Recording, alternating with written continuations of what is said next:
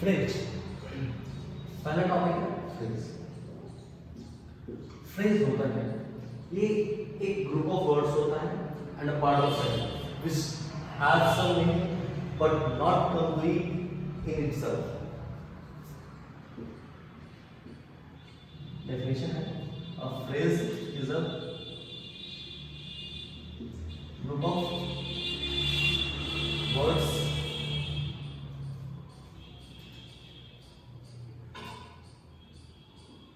which has some meaning but not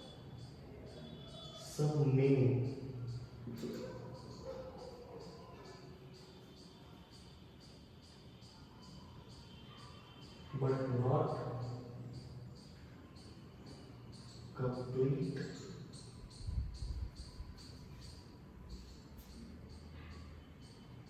sense in itself.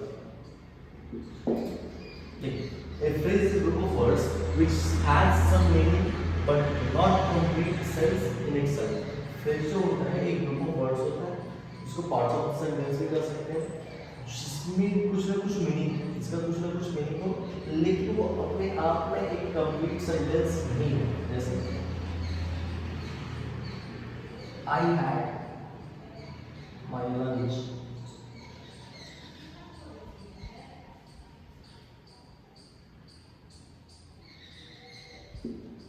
in a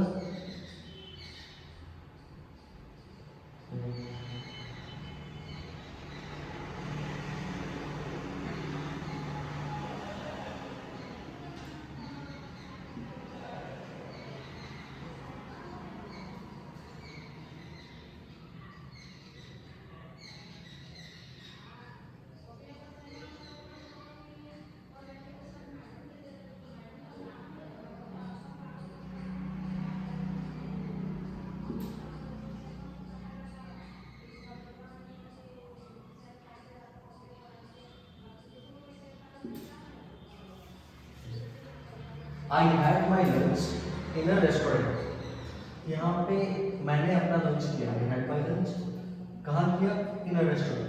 तो ये in a restaurant जो है, in एक वर्ड है, ये भी एक वर्ड है, ये भी एक वर्ड है, एक ग्रुप ऑफ वर्ड्स है जिसका कुछ मतलब निकलता है, यानी कि रेस्टोरेंट में, लेकिन ये कंप्लीट सेंस नहीं देता।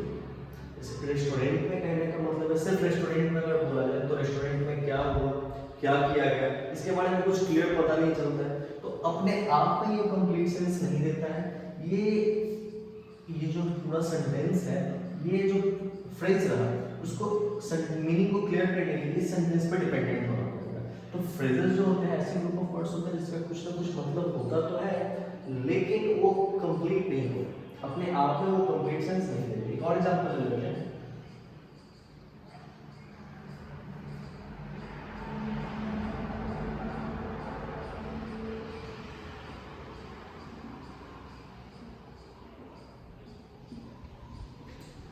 You are traveling by a car. तुम एक कार से यात्रा कर रहे हो।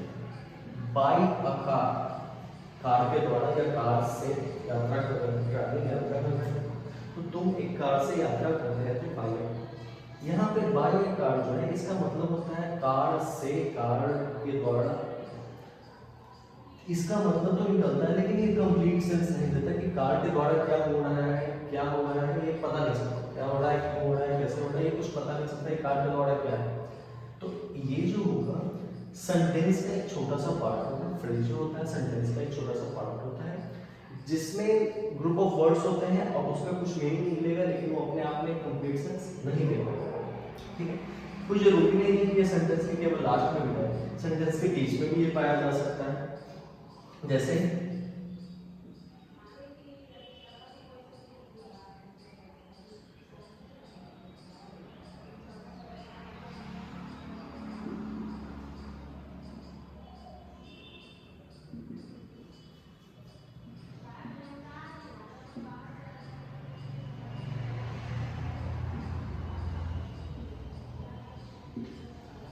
I in the morning, मतलब मैं सुबह में went for a walk, चलने के टहलने के लिए गया। तो यहाँ पे in the morning जो है इसका ये फ्रेज हो गया। for a walk जो है यहाँ पे ये भी एक फ्रेज, टहलने के लिए, for a walk in the morning तो अब चलते हैं काइंड्स ऑफ फ्रेजेस। फ्रेजेस के काइंड्स पे चलते हैं।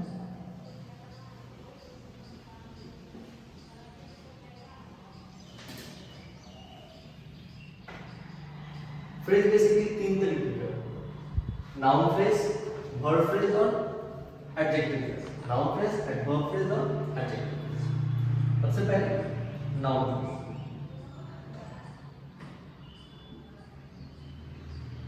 नाउन फ्रेज में सबसे पहले नाउन फ्रेज होता है तो सिंपल नाउन की तरह, एक ऐसा फ्रेज जो कि नाउन की तरह बिहेव करे, एक ऐसा फ्रेज जो कि नाउन की तरह बिहेव करे वो होगा हमारा नाउन फ्रेज। और ये जो होता है नाउन फ्रेज जो होता है ये behaves like a noun,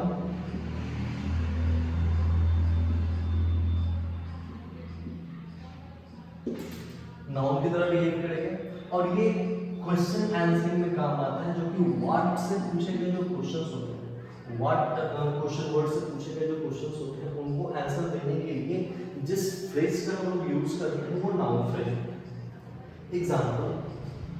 example चलते हैं। अगर कोई पूछता है व्हाट डू यू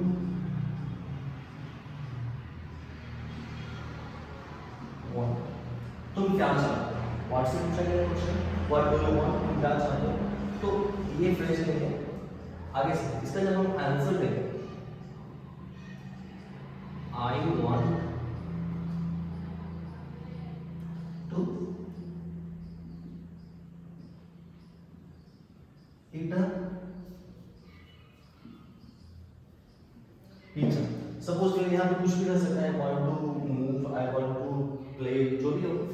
तो ये जो है टू ईट अ पिज्जा मतलब पिज्जा खाने की इच्छा जताई जा रही है। यहाँ पे क्वेश्चन पूछा जा रहा है कि तुम क्या चाहते हो, तुम क्या चाहते हो। यहाँ पे कहा जा रहा है कि मैं पिज्जा खाना चाहता हूँ। तो इस क्या का आंसर जो है ये ईट अ पिज्जा, तुम क्या चाहते हो, तो पिज्जा खाना चाहते हो, आंसर पिज्जा खाना चाहता हूँ।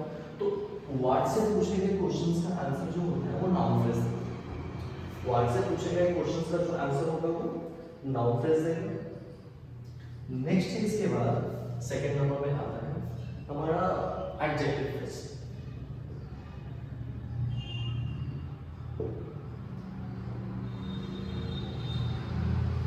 जैसे नाउन फ्रेज जो होता था वो नाउन की तरह बिहेव करता था, ये बिहेव्स लाइक अ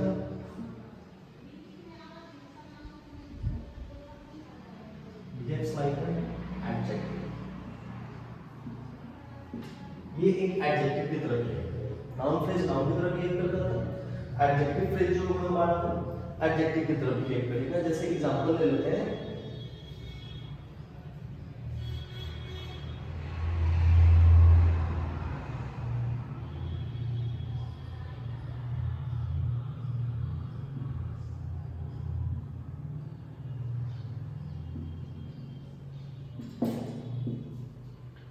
एक क्वेश्चन पूछा जाता है which type of food is this, ये किस तरह का खाना है। तो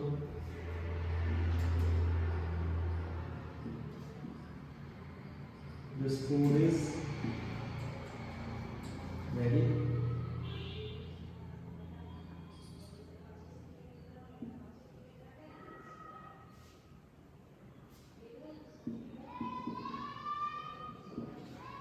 this type of food is this, मतलब ये किस तरह का खाना है। This food is very good in taste, ये फूड जो है खाना जो है बहुत अच्छा है, टेस्ट में स्वाद में बहुत अच्छा है। तो यहाँ पे ये जो है वेरी गुड इन टेस्ट, स्वाद में बहुत अच्छा, ठीक है। तो ये हुआ एक फ्रेज हुआ, स्वाद में बहुत अच्छा, ये एक फ्रेज हुआ जो कि इस विच टाइप के क्वेश्चंस को आंसर्स करता है। ये डिस्क्राइबिंग वर्ड, एडजेक्टिव का काम क्या होता है, किसी नाउन या प्रोनाउन को डिस्क्राइब करना। तो यहाँ पे फूड जो है हमारा नाउन है, खाने के बारे में कहा जा रहा है, तो खाना कैसा है, बहुत अच्छा, खाने को डिस्क्राइब करने का ये काम कर रहा है। तो ये हुआ हमारा एडजेक्टिव फ्रेज। इसके अलावा और भी एग्जांपल्स ले सकते हैं, जैसे बुक में ही दिया हुआ है this is a book of great value, मतलब ये एक किताब है जिसकी वैल्यू बहुत अच्छी है। तो बुक को डिस्क्राइब करने वाला वर्ड है, फ्रेज है आगे एक ऑफ ग्रेट वैल्यू, मतलब जिसकी बहुत ज्यादा डिमांड है। एडजेक्टिव फ्रेज जो होगा वो एडजेक्टिव की तरह बिहेव करेगा, नाउन फ्रेज जो होगा वो नाउन की तरह बिहेव करेगा।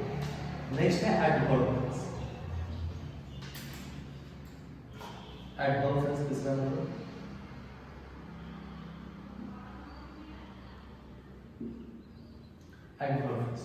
एडवर्ब फ्रेज क्या होता है कि ये एडवर्ब की तरह बिहेव करता है, ये नाउन की तरह बिहेव करता था, एडजेक्टिव फ्रेज एडजेक्टिव की तरह बिहेव करता था, तो ये कैसे बिहेव करेगा, ये भी हमारा एडवर्ब की तरह बिहेव करेगा।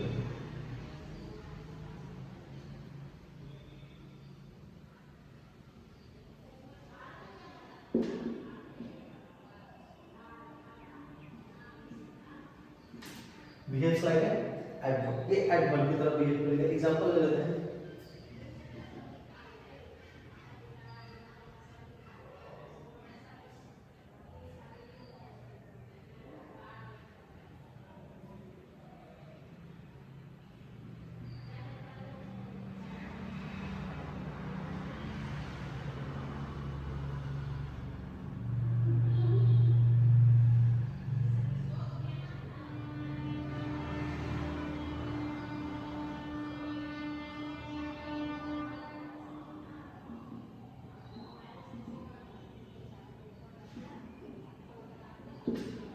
एडवर्ब क्या होता था कि जो किसी नाउन या फिर किसी एडजेक्टिव को डिस्क्राइब करने वाला जो वर्ड होता था उसको हम लोग एडवर्ब कहते हैं। तो यहाँ पर सेंटेंस है कि he drove the car at a high speed, उसने कार चलाई, ही ड्रॉप द कार, उसने कार चलाई। कार कैसे चलाया है, चलाने के बारे में डिस्क्राइब किया जा रहा है, एट ए हाई स्पीड, बहुत ज़्यादा तेज कार चलाई, हाई स्पीड पे कार चलाई। तो ये एट ए हाई स्पीड जो है वो इस कार के चलाने के मतलब जो वर्ड है हमारा उसको डिस्क्राइब कर रहा है। किसी वर्ड या एडजेक्टिव को डिस्क्राइब करने वाला वर्ड हमारा एडवर्ब होता है, तो ये इसको डिस्क्राइब कर रहा है, चलाने की क्रिया को डिस्क्राइब कर रहा है, तो ये हमारा हो जाएगा एडवर्ब। ठीक है, और चूंकि ये ग्रुप ऑफ वर्ड्स तो इसलिए ये फ्रेज है, तो ये फ्रेजल एडवर्ब हो जाएगा। यानी एडवर्ब एक ऐसा एडवर्ब जो कि एक ऐसा फ्रेज जो कि एडवर्ब की तरह बिहेव करता है, इसलिए इसको हम लोग फ्रेजल एडवर्ब। तो सिंपल है, जब नाउन की तरह डिफाइन हो, जब फ्रेज जो होगा वो नाउन का प्लेस लेगा, व्हाट क्वेश्चन का आंसर देगा, तो वो हो जाएगा हमारा नाउन फ्रेज। एडजेक्टिव जो रहेगा वो एडजेक्टिव यानी किसी नाउन या प्रोनाउन को जो डिस्क्राइब करने वाला फ्रेज होगा तो हो जाएगा एडजेक्टिव फ्रेज। और जब किसी वर्ड को या फिर एडजेक्टिव को डिस्क्राइब करेगा तो वो हो जाएगा हमारा एडवर्बियल फ्रेज। इसके बाद है clause.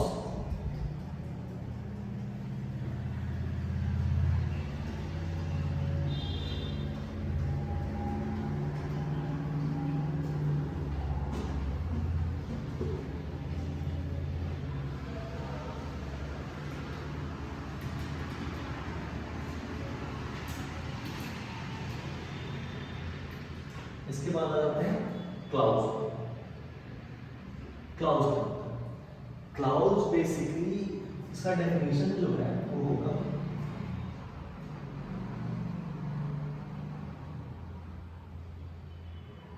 a group of words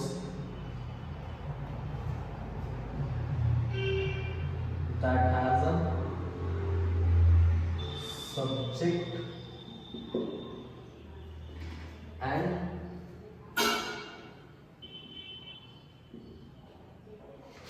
a predicate।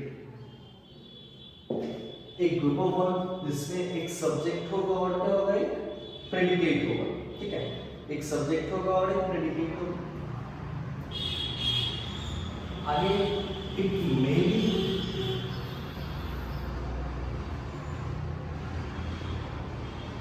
a sentence, it may be a complete sentence or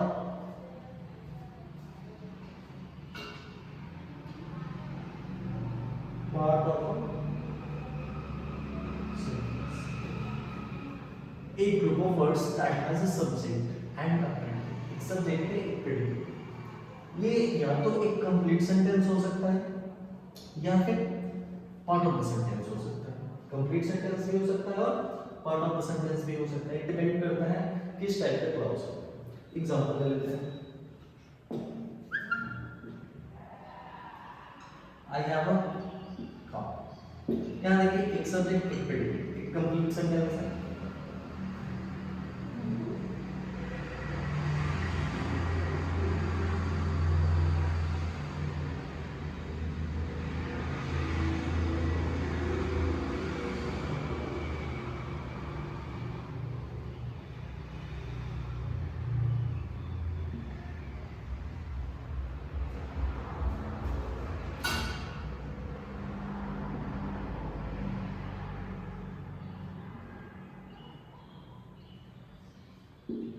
ये you saw the same man, तुमने उसी आदमी को देखा था विच आई हैव सीन, जिसे मैंने देखा। तो यहाँ पर ये एक part of the sentence, sentence का एक छोटा सा पार्ट है, ये अपने आप में कंप्लीट सेंटेंस देता है, सेंटेंस का छोटा सा पार्ट है, क्योंकि पूरा का पूरा सेंटेंस ये है हमारा। तो ये सेंटेंस का एक छोटा सा पार्ट है जो कि खुद में फ्रेज है, ये क्लाउज है, ये भी खुद में एक क्लाउज है। तो दोनों पार्ट ऑफ द सेंटेंस है, कंप्लीट सेंटेंस नहीं है, दोनों अपने अपने में एक पार्ट ऑफ द सेंटेंस है। ये होगा हमारा क्लाउज। अब आते हैं क्लाउज बेसिकली जो होगा वो दो तरह के, principal clause,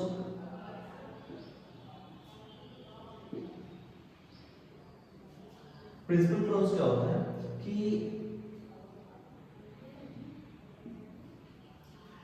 it is a complete sentence having what subject and object, दोनों को compulsory, it is a complete sentence. Principal clause जो होता है एक कंप्लीट सेंटेंस होता है, कंप्लीट सेंटेंस होता है।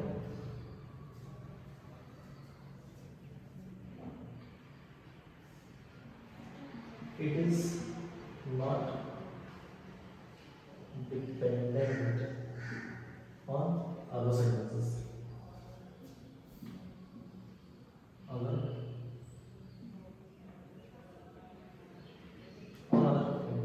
ये एक कंप्लीट सेंटेंस होता है, इसको किसी दूसरे पे डिपेंडेंट होने की जरूरत नहीं पड़ती, यानी ये इंडिपेंडेंट होता है, किसी दूसरे पे जरूरत डिपेंडेंट होने की जरूरत नहीं पड़ती। जैसे अपना जब मीनिंग क्लियर करना होगा, अपना जब अर्थ क्लियर करना होगा, तो ये अपने आप में कंप्लीट होता है, इसको दूसरे पे डिपेंडेंट होने की जरूरत नहीं पड़ती। जैसे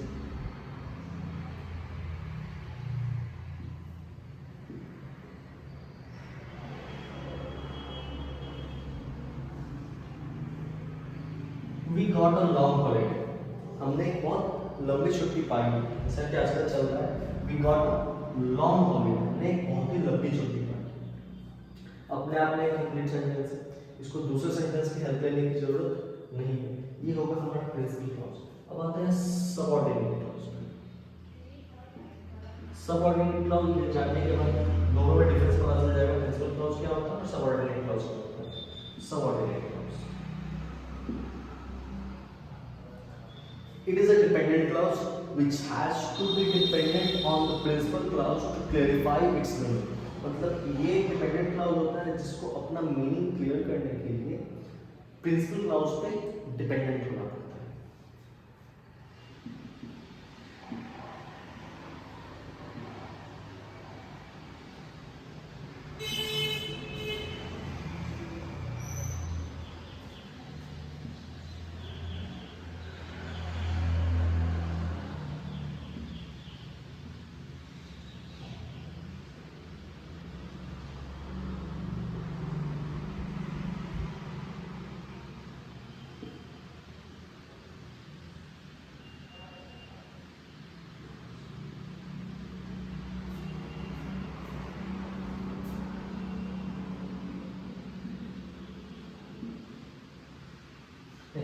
it is a dependent clause, एक डिपेंडेंट क्लाउज होता है जिसको प्रिंसिपल क्लाउज पे डिपेंडेंट होने की जरूरत पड़ती है। सबऑर्डिनेट क्लाउज जो है एक डिपेंडेंट क्लाउज होता है जिसको अपना मीनिंग क्लियर करने के लिए प्रिंसिपल क्लाउज पे डिपेंडेंट होने की जरूरत पड़ती है। जैसे इस वाले एग्जांपल को लेते हैं, नीचे स्पेस में इस वाले एग्जांपल को लेते हैं, you saw the same man which I have seen. कहता है तुमने उसी आदमी को देखा था जिस आदमी को मैंने देखा। तो यहाँ पे ये जो सेकंड पार्ट जो है वो सबऑर्डिनेट क्लाउज, इसमें देखा जाए तो एक सब्जेक्ट है, एक प्रेडिकेट है, यानी एक क्लाउज और व्हिच आई हैव सीन, जिससे मैंने देखा था।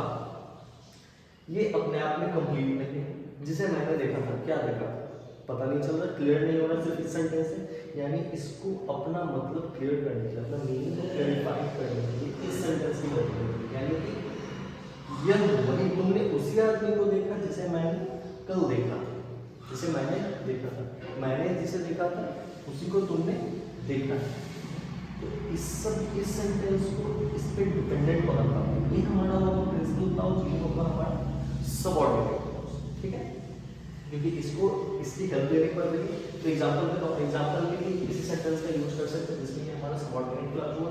दूसरी बात, सबऑर्डिनेट क्लॉजेस जो होंगे वो सबऑर्डिनेटिंग कंडीशन के द्वारा जुड़े होंगे, व्हिच, हु, दैट, इस तरीके के सबऑर्डिनेट क्लॉज होते हैं। तो सबऑर्डिनेट क्लॉज के थ्रू दोनों सेंटेंस आपस में जुड़े होंगे। ये लास्ट में भी हो सकता है और ये सेंटेंस पहले, यानी इस सेंटेंस को ऐसे भी कहा जा सकता है, which I have seen you saw same, मतलब जिसे मैंने कल देखा था तुमने उसी इंसान को देखा, ठीक है। Which I have seen you saw the same, ये आगे भी हो सकता है पीछे भी हो सकता है, उससे कोई फर्क नहीं पड़ता है। आते हैं टाइप्स ऑफ क्लॉजेस में।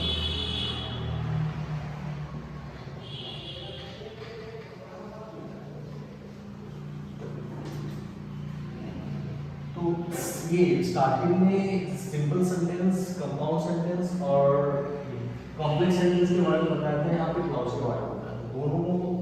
दोनों को रिलेट करें तो सेकंड चैप्टर कंप्लीट हो जाता है। सेकंड चैप्टर में हम लोग को ये पढ़ना है सिंपल सेंटेंस, कंपाउंड सेंटेंस और कॉम्प्लेक्स सेंटेंस के बारे में। तो सेकंड चैप्टर भी यहीं पे खत्म होता है। यहाँ पे अब आगे बढ़ते हैं फर्स्ट चैप्टर की ओर, जिसमें पढ़ना है हम लोगों को kinds of clause. Kinds of clause में पहला अभी तो पढ़े थे एक सिंपल क्लॉज, ये स्पेसिफिक क्लॉज, सबऑर्डिनेट क्लॉज, वो भी काइंड्स ऑफ क्लॉज। इसमें आगे बढ़ते हैं, ये हो जाएगा नाउन क्लॉज। नाउन क्लॉज पहला, फिर इसमें भी पढ़ना है एडजेक्टिव क्लॉज, एडवर्ब क्लॉज। तो नाउन क्लॉज जैसे नाउन फ्रेज था, वो एक फ्रेज होता था जो नाउन की तरह बिहेव करता था, ये एक क्लॉज होगा जो कि नाउन की तरह बिहेव करेगा, काम वही रहेगा लेकिन वहां पे जो सेंटेंस, वहां पे जो था फ्रेज में वो फ्रेज होता था, यहाँ पे एक कंप्लीट क्लॉज। तो ये होगा वही बिहेव्स लाइक अ नाउन, एक नाउन की तरह बिहेव करेगा। एग्जांपल ले लेते हैं, एक नाउन की तरह ये बिहेव करेगा, एग्जांपल ले लेते हैं। इसमें भी वही चीज है, जैसे उसमें व्हाट का आंसर देता था ना, वो जो फ्रेजल क्लॉज होता था, फ्रेजल जो नाउन होता था वो व्हाट का आंसर देता था। ये जो नाउन क्लॉज होता है, क्लॉजल जो नाउन होता है वो भी व्हाट का ही आंसर देगा। एक एग्जांपल ले लेते हैं,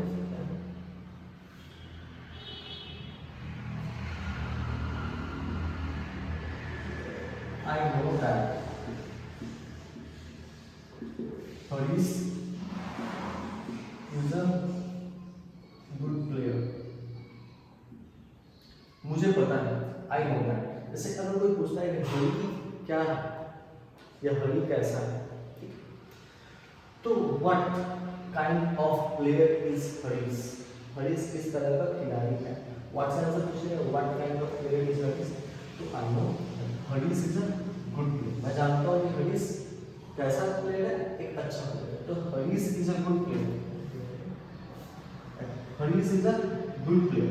यहाँ पे दैट जो हुआ ये और ये दोनों, ये सबऑर्डिनेट क्लॉज होगी। दैट हरीश इज अ, कि हरी एक अच्छा, हरीश जो है अच्छा लड़का है, अच्छा प्लेयर है, ठीक है। तो ये कंप्लीशन नहीं देता, किसको डिपेंडेंट होना पड़ेगा इस पर। तो ये हो गया हमारा सबऑर्डिनेट क्लॉज, ये हो गया प्रेजेंट क्लॉज। तो ये जो है क्लॉज, ये क्लॉज, ये जो हमारा सबऑर्डिनेट क्लॉज है, मुझे पता है कि हरीश जो है एक अच्छा खिलाड़ी है, तो ये जो होगा वो हमारा कहलाएगा नाउन क्लॉज, नाउन क्लॉज, ठीक है। ये क्या का आंसर देगा, हरी क्या है, हरी कैसा है, तो ये देगा that Hari is a, Harish is a good player, Harish जो है एक अच्छा खिलाड़ी। सेकंड आते हैं adjective clause.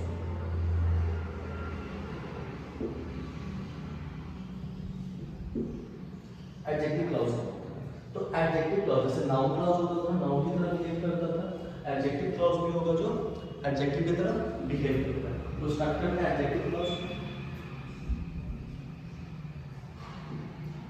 Behaves like an adjective, ये एक एडजेक्टिव की तरह बिहेव करेगा। Example,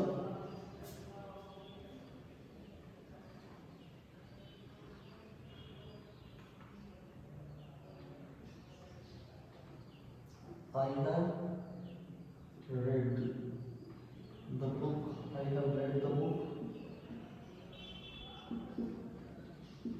which I borrowed from you. Borrowed from I have read the book which I borrowed from. ये एडजेक्टिव क्लाउज जो है बेसिकली किसी नाउन को क्लैरिफाई करेगा, नाउन को डिस्क्राइब करेगा, नाउन को डिनोट करेगा। तो यहाँ पे जो है मैंने वो किताब पढ़ी, I have read the book, I have read the book, मैंने किताब पढ़ी, ठीक है। अब किताब के बारे में बात करें, कौन सी किताब पढ़ी गई थी, तो विच आई borrowed from, मतलब जो किताब मैंने तुमसे ली थी वही किताब मैंने पढ़ी है। तो यहाँ पे विच आई हैव borrowed from, जो मैंने तुमसे ली थी, ये जो पूरा का पूरा सेंटेंस है वो इस बुक के लिए आया है, यानी इस बुक को क्लेरिफाई कर रही है पूरा सेंटेंस। तो किसी नाउन को क्लेरिफाई करने का जो वर्ड है, नाउन को क्लेरिफाई करने के लिए जिस चीज का हम यूज करते हैं उसको एडजेक्टिव कहा जाता है। और ये जो एडजेक्टिव है वो है क्लाउज के रूप में, इसमें एक सब्जेक्ट और एक प्रेडिकेट है, ये क्लाउज के रूप में, ये विच लगा हुआ है, देखिए ये सबऑर्डिनेट क्लाउज है, इसमें भी सबऑर्डिनेट क्लाउज है। तो ये जो होगा ये हमारा एडजेक्टिव है। तीसरा है एडवर्ब क्लाउज।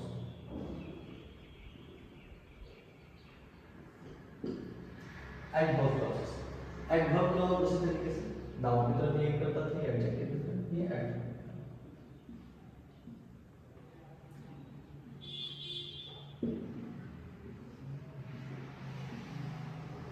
बिहेव्स लाइक एक एडवर्ब की तरह बिहेव करेगा।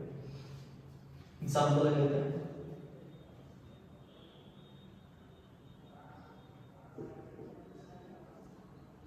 he spoke to them in a phrase.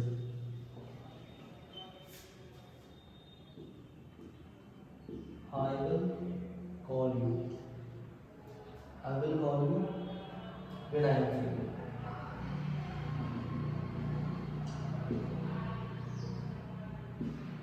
I will call you when I am free. मैं तुम्हें कॉल करूँगा, मैं तुम्हें कॉल करूँगा, मैं तुम्हें बुलाऊंगा। When I am free, जब मैं फ्री हो जाऊँ, जब मैं फ्री हो जाऊँ तो मैं तुम्हें बुलाऊंगा। ये जो when I am free, मैं तुम्हें कॉल करूँगा, मैं तुम्हें बुलाऊंगा या फिर कॉल करूँगा, तुमसे बात करूँगा। तो कॉल करने के बारे में कब बताया जा रहा है कि जब मैं फ्री हूँ, यानी कि कॉल को ये डिफाइन कर रहा है, कॉल वर्ड को डिफाइन कर रहा है कि कॉल कब किया जाएगा, किसी काम को कब किया जाएगा, जब मैं फ्री हूँ, जब मैं खाली बैठूंगा। तो किसी वर्ड को डिफाइन करने वाला जो हमारा वर्ड को डिफाइन करने वाला जो चीजें होती हैं उनको हम लोग कहते हैं एडवर्ब। और ये जो सेंटेंस है, ये जो क्लाउज है, वो इस वर्ड को डिफाइन कर रहा है, ये हो जाएगा हमारा एडवर्ब, एडवर्ब। तो नाउन क्लाउज, एडजेक्टिव क्लाउज और एडवर्ब। अब हम लोगों को पढ़ना है कि इनके बीच में डिफरेंसेस क्या है। तो नाउन में हम पहले ये फ्रेज और क्लाउज में हम डिफरेंस करते हैं। फ्रेज, क्लाउज और सेंटेंस तीनों को एक साथ डिफाइन करते हैं। तो तीनों ग्रुप ऑफ वर्ड्स होते हैं, फ्रेज, नाउन और फ्रेज, क्लाउज और सेंटेंस, तीनों ग्रुप ऑफ वर्ड्स होता है, ठीक है। तीनों के पास एक वर्ब होता है, फाइनाइट वर्ब होता है, ठीक है। लेकिन एक सब्जेक्ट, सॉरी, ये जो है हमारा सेंटेंस, क्लाउज और फ्रेज, तीनों के पास तीनों ग्रुप ऑफ वर्ड्स होते हैं। सेंटेंस और क्लाउज में एक फाइनाइट वर्ड पाया जाता है, लेकिन इस फ्रेज में वर्ड एब्सेंट होता है, फ्रेज में वर्ड नहीं पाया जाता है। इसके बाद इसमें एक सब्जेक्ट और एक प्रेडिकेट पाया जाएगा, यानी सेंटेंस और क्लाउज में एक सब्जेक्ट एक प्रेडिकेट पाया जाएगा, लेकिन फ्रेज में सब्जेक्ट और प्रेडिकेट एब्सेंट होता है, ठीक है। सब्जेक्ट और प्रेडिकेट एब्सेंट होता है। फिर सेंटेंस का एक कंप्लीट मीनिंग होता है, क्लाउज का भी एक कंप्लीट मीनिंग होता है, सबऑर्डिनेट क्लाउज का भी कंप्लीट मीनिंग होता है, लेकिन उसके मीनिंग को क्लैरिफिकेशन करने के लिए हमको प्रिंसिपल क्लाउज की जरूरत पड़ती है। तो दोनों का एक कंप्लीट मीनिंग होता है, अपना मीनिंग होता है, लेकिन फ्रेज का अपना कोई कंप्लीट मीनिंग होता है, पर वो कंप्लीट नहीं रहता है, वो क्लियर नहीं है। तो ये डिफरेंस है सेंटेंस, क्लाउज और फ्रेज।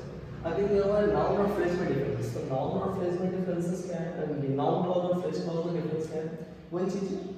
फ्रेजल क्लाउज जो होगा, ठीक है, फ्रेजल नाउन जो होगा, वो फ्रेजल नाउन जो होगा वो एक फ्रेज होगा, ऐसा नाउन होगा जो कि एक फ्रेज के फॉर्म में होगा, और ये जो होगा क्लाउज जो होगा एक क्लाउज के फॉर्म में। उसी तरह से एडजेक्टिव और एडवर्ब में डिफरेंस।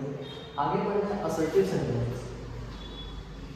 असर्टिव सेंटेंस क्या होता है, इंपरेटिव सेंटेंस क्या होता है, ऑप्टेटिव सेंटेंस क्या होता है, और फिर सेंटेंसेस के फ्रेजेस। ये सारे टॉपिक पहले भी पढ़े हुए तो इसको थोड़ा जल्दी जल्दी पढ़ाना पड़ेगा।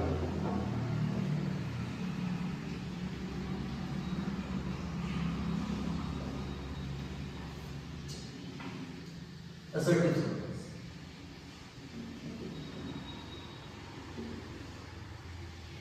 assertive sentence क्या होता है इसके बाद